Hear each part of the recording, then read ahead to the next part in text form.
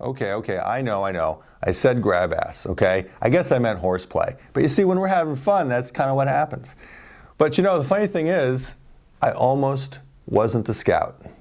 And I would like to share this with you because I think it is a good example of how people get into this program.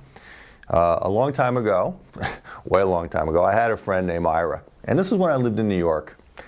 And Ira and I were in junior high together. And one day in junior high, the principal announced to all the boys in the school, everybody come down to the auditorium, we're going to be given a presentation.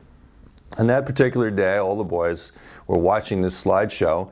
And these young fellas, a little bit older than I was at the time, I was 13, presented a program. And they had these funny green suits on with some kind of thing around their neck. And I really didn't know what it was.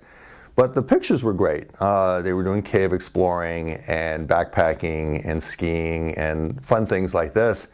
And the SPL, I didn't know he was senior patroller at the time, but the SPL then got in front of all the boys and said, if you'd like to be part of this program, fill out this green 3x5 index card with your name, address, and phone number, and we'll send you an invitation letter.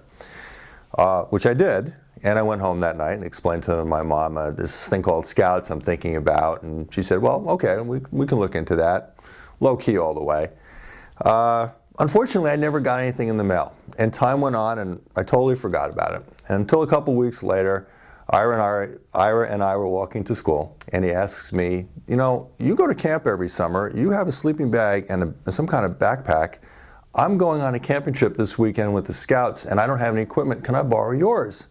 I said, wait a minute, what trip with Scouts? Oh yeah, I filled out that 3x5 green index card and they sent me an invitation and I went to a meeting and it looks like fun. And in my mind I'm thinking, well, okay, I never got one. Well, fine for them. They don't want me, I don't want them. So Ira said, can I borrow the equipment? I said, sure. So I went over to his house the next night and packed a sleeping bag and set up the bag and showed him how to put all the gear in and all this other stuff. On a Thursday, he left on a Friday.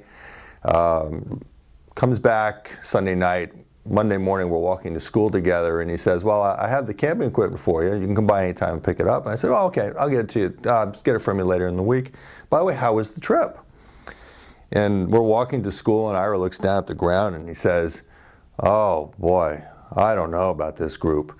We got there Friday night, we had to light some lanterns, then we had to pitch our tents, and then the next morning we had to cook our breakfast, and then we had to get in our play clothes, and we had to crawl inside this stupid little cave that was all cold and wet. And then when we were in the cave, we turned off all the flashlights that we had to see how our voices echoed, and then we had to climb out this little tube to get out. And then later that afternoon we went to the Kutztown Fair and had some fried chicken and dessert and had to do some more cooking. And then they made us take our tents down on Sunday and we all came home. I'm listening to him complain about this and there was my reaction was, wait a minute, sign me up. I don't care. So of course I went the next week and it was too much for Ira, but it wasn't too much for me. I'm thanking somebody for that.